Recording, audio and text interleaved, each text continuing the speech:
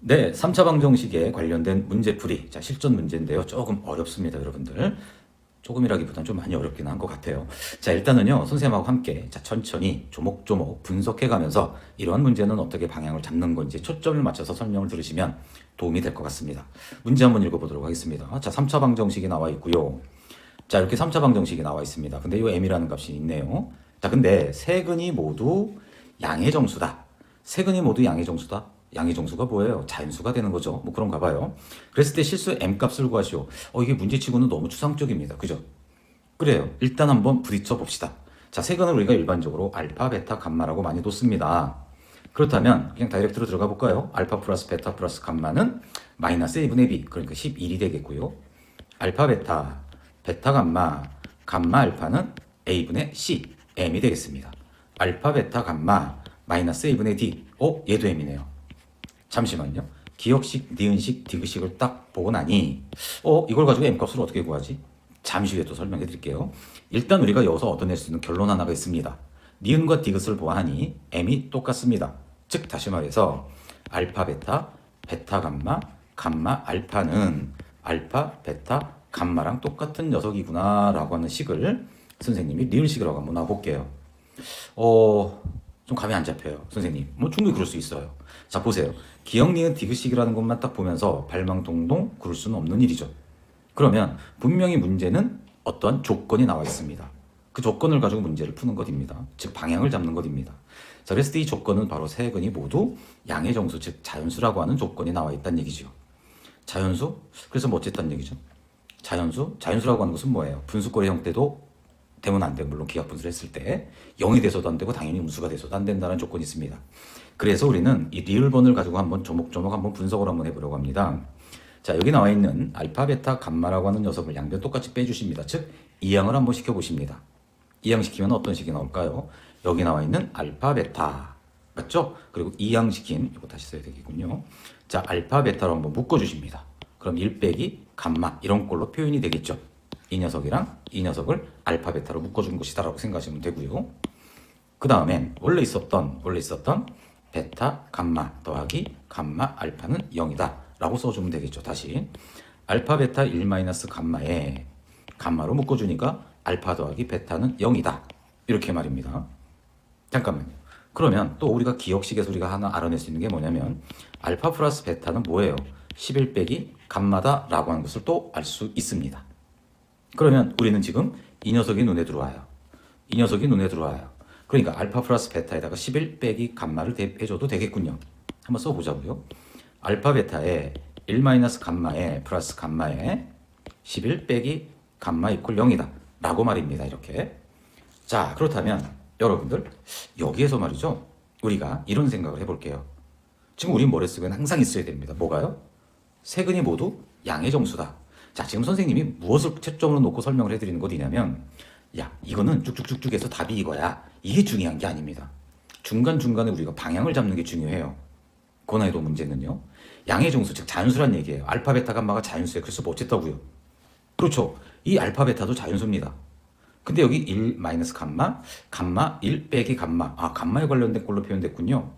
이렇게 한번 해보자고요. 알파, 베타 1 빼기 감마는 마이너스 감마에 11 빼기 감마다 라고 쓸 수 있죠. 그렇다면 알파, 베타는 뭐가 되는 것이에요? 1 빼기 감마에 마이너스 감마에 11 빼기 알파, 이거 알파가 아니고 감마죠. 감마, 죄송해요. 자, 감마. 이렇게 이제 우리가 표현을 할 수 있다는 얘기예요. 이제 조금 감이 잡히십니까? 모르겠어요. 라는 친구들은 또 설명 들으세요. 얘는 뭐가 돼야 돼요? 당연히 자연수가 돼야 되죠. 양의 정수. 왜요? 알파, 베타가 양의 정수니까. 얘가 양의 정수니까 얘도 양의 정수가 돼야 돼요. 그래서 결국은 분수꼴의 형태로 되어 있지만 적당히 약분이 돼서 자연수꼴의 형태로 표현이 되어야만 하는 것이구나. 그래서 이 주어진 준식을요. 이렇게 한번 써볼게요. 마이너스가 있으면 조금 좀 그러니까 감마 빼기 1로 이렇게 바꿔주시고 분자는 어떻게 써요? 마이너스 감마 제곱 플러스 11 감마 이렇게 바꿔줄 수 있는 거 맞겠죠? 자, 그럼 여러분들 여기에서 실제 이제 요 분수꼴을 자 비례 값, 즉 나누기를 실제로 해서 한번 표현을 한번 해보도록 하겠습니다. 자, 마이너스 감마 제곱 플러스 11 감마 빼기 1로 한번 나눠보자. 그럼 마이너스 감마가 될 거고요. 마이너스 감마 제곱에 마이너스 감마가 되겠죠. 플러스 감마가 되겠네요. 빼주니까 이 녀석은 없어지고요. 빼주니까 10 감마가 된다. 그렇다면 여기 플러스 10을 해주면 되겠네요. 자, 다항식의 나눗셈입니다. 자, 10 감마 빼기 10이 된다. 또 빼주니까 플러스 10이 되겠죠. 즉 다시 말씀드려서 이 녀석은요. 처음부터 다 있을게요. 알파 베타는 이 녀석은 얘가 몫이 되는 거 맞죠? 즉 마이너스 감마 플러스 10에다가 더하기 감마 빼기 1분의 10이 된다. 이렇게 변형이 됩니다. 그러면 알파 베타는 자연수. 그럼 이 녀석도 뭐 자연수가 돼야 되겠죠. 이제 범위를 생각을 해봐야 될 것 같고 우리 눈동자의 초점은 바로 이 녀석입니다. 얘가 분수거의 기하 분수의 어떤 형태로 나타내면 안 되죠. 그래서 이 감마 마이너스 1이 될 수 있는 숫자는요. 1이 될 수도 있고요. 2가 될 수도 있고요. 3이 되면 안 돼요. 왜요? 3분의 10은 자연수가 아니잖아요. 이제 여러분들 좀 감을 잡으셨으면 좋겠습니다. 5가 돼도 되고 10이 돼도 됩니다. 맞습니까? 즉 다시 말해서 감마라고 하는 녀석은 2, 3, 6, 11. 자, 이런 녀석이 될 수 있는 후보군들이 되시는 것입니다. 잠시만요. 여기서 세근이 모두 양의 정수라고 했죠? 그럼 알파, 베타, 감마라고 했습니다. 그럼 이 녀석을요. 이 부등호를 이렇게 써도 일반성을 잃지 않습니다. 알파가 제일 작은 것 또는 같아도 상관없습니다. 세개니까요. 세근을 이렇게 써도 일반성은 잃지 않습니다. 자, 이 녀석을 별식이라고 한번 놔볼게요. 자, 그럼 다시 돌아와서 올 거니 그러면 이 감마라고 하는 녀석이 2라고 놨을 때는 그럼 어떻게 되느냐? 2일 때는 어떻게 되느냐? 2일 때. 자, 그렇다면 여러분들 보세요. 어떤 식이 있죠? 어디 있죠? 여기 있죠, 여기. 어디 있죠? 잠시만요. 지금 찾아볼게요. 어디 있습니까? 여기 있네요. 뭐 이렇게 한참 찾았어요. 자, 이 식을요, 우리가 뭐라고 놓을까요? 리을, 미음식이라고 한번 놔보도록 하겠습니다. 자, 이 미음식에서요, 감마가 2래요. 그래요? 그러면 알파, 베타는 마이너스 2 더하기 10이니까 8이 되겠군요. 에다가 더하기 10이 되겠군요. 그럼 얘는 18이 되는 것입니다. 맞습니까? 자, 그렇다면 그리고요, 여기요. 어디요? 여기요. 맞아요? 기역식. 요 기역 프라임식. 그럼 기역식에 의한다면 감마에다 2를 대입하니까 알파 플러스 베타는 뭐가 되는 것입니까? 알파 더하기 베타는 9가 되겠죠. 그러면 알파 베타가 18이고 알파 더하기 베타가 9라고 한다면 당연히 알파는 3, 베타는 6이라고 하는 것을 알 수가 있을 겁니다. 자연수이니까요. 근데 안 돼요. 왜 안 돼요? 지금 감마가 뭐인 경우라고 했죠? 2인 경우라고 했잖아요. 그러면 요 위에 별식에서요. 별식에서 알파, 베타, 감마의 대소관계를 일반적으로 저렇게 정리를 했잖아요. 그러니까 얘는 탈락이 되시는 것입니다. 알겠습니까? 자, 그래서 2는 안타깝게 탈락. 그러면 감마가 이번엔 3이라고 한번 해볼 거예요. 이제 조금 속도를 한번 내볼게요. 그렇다면 마찬가지 방법으로 알파, 베타는 마이너스 3 플러스 10이니까 7이 될 것이고요.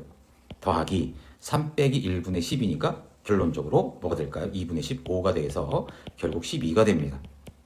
맞습니까? 자, 다음 알파 플러스 베타는 11 빼기 감마이니까 이 녀석은 역시 또 8이 됩니다. 그러면 결국 더해서 8이 되고요. 곱해서 12가 되는 두 자연수는 2하고 6이 되겠죠. 근데 감마는 3이잖아요.